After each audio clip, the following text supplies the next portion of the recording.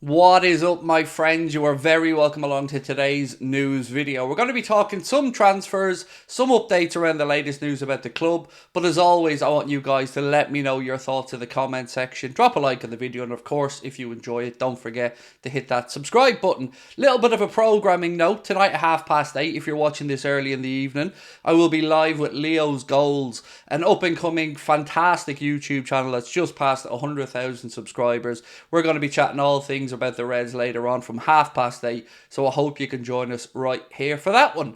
So look, let's get into the stories today. We'll start off with a couple of transfer bits and pieces.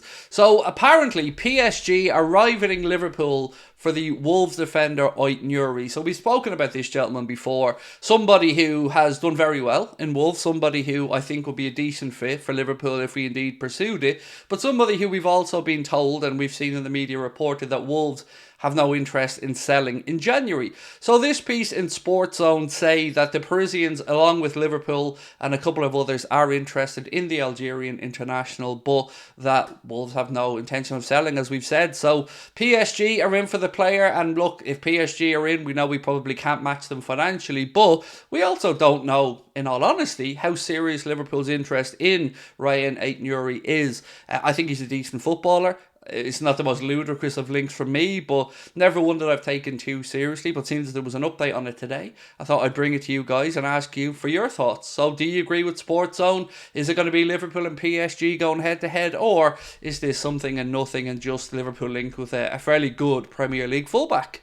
The next story that I want to bring to you guys is a little bit of a strange one. So we're in this world where we're supposed to believe and not believe at the same time that Liverpool want a six and don't want a number six. But yet we continue to be linked with number sixes, but we're being told that we don't need a number six, or that Klopp has no plans for a number six. So 90 Min are the latest to say that Liverpool are interested in Douglas Louise, but that Aston Villa have no intention of selling despite Liverpool's interest in the January market.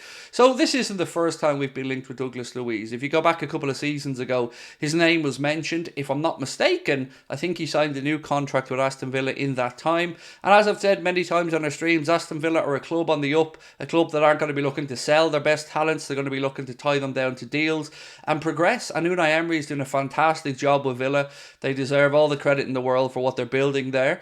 And it's no shock to me, again, to see that a Premier League rival doesn't want to lose one of their outstanding players. So not really much to this one either, other than a bit of confusion. As I said, like, do we want a number six or don't we? Because it seems like Klopp feels McAllister can do the job.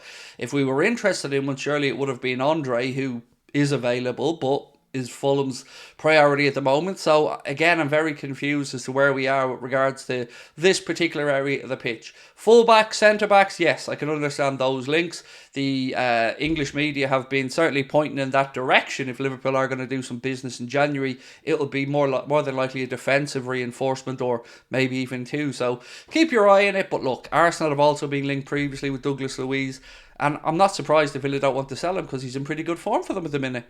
So, just taking you back to Saturday for a little minute, and although I don't like speaking about ref watch, and although I don't like talking about the influence referees have on games, it was at least nice to know that Dermot Gallagher agreed that the challenge on Alisson was a foul in the Manchester City game, and that you just can't lay hands on a goalkeeper in any way, shape or form when they're going to catch the ball. So, not going to dwell on that one too long. So, the big question everybody has for us today, and as I sit here at 6:20, I don't know the answer to, is what is the latest on the situation with Alisson Becker and Diogo Jota and their injuries.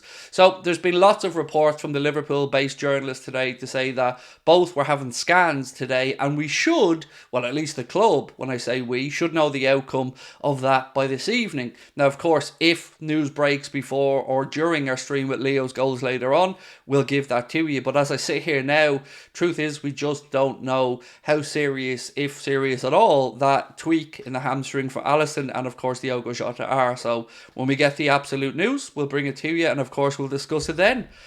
The latest one is Liverpool being linked with another move. Now this one really strange, right? So it's a 15-year-old kid from AC Milan, Francesco Camarda, excuse me, and AC Milan can't even give this guy a contract yet, a professional contract, because the rules in the Italian FA say that the player would have to be 16 years of age. This piece here in the Echo said that AC Milan have looked for an exemption to this to tie the player down. I don't think that has been forthcoming yet. The piece also goes on to say that Liverpool, Chelsea, Manchester City and many others, including Borussia Dortmund, are interested in the highly sought after 15-year-old. So, look, I'm kind of the mindset of, grand, if we bring in younger players, happy days. But ultimately, I don't think, if I'm not mistaken, he could join a Premier League club until he's 18. So I think he'd have to finish his footballing education during that period in Milan. But in fairness to this piece, it also goes on to say Real Madrid, PSG and many others are interested. But the family of the young man are very much settled in Milan. So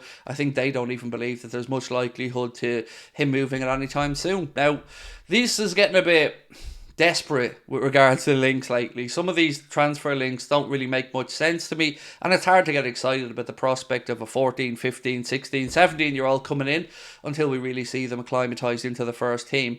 So the last thing today is probably the most important topic I'm going to discuss, and it comes from Martin Ziegler, who's a very prominent, very well-respected journalist, I believe, if I'm not mistaken, working with The Times alongside Paul Joyce. He said, new FIFA working party idea to consider extending VAR powers such as free kicks, corners and second yellows, and this prompts fears of more delays in the game.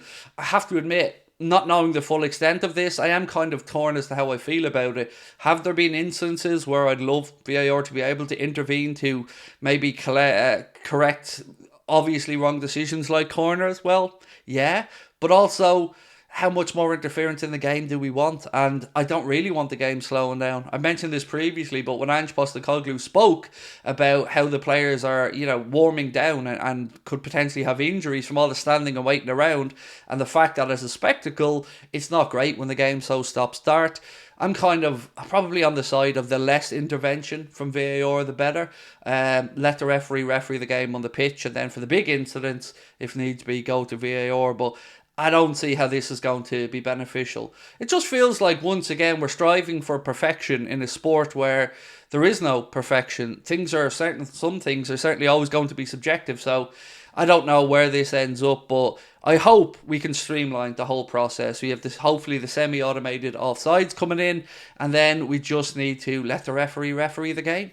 That's the way I am with it. But again, I want to know your thoughts. Do you agree with Martin Ziegler and other people who feel like this would just add to more delays in the game? Or do you think that football needs the correct decisions made? Because I know we've seen instances like where a corner was awarded where it shouldn't have been, teams have scored from it, or vice versa. A corner hasn't been awarded where it should have been, and maybe the team's gone up the other end from the goal kick and scored.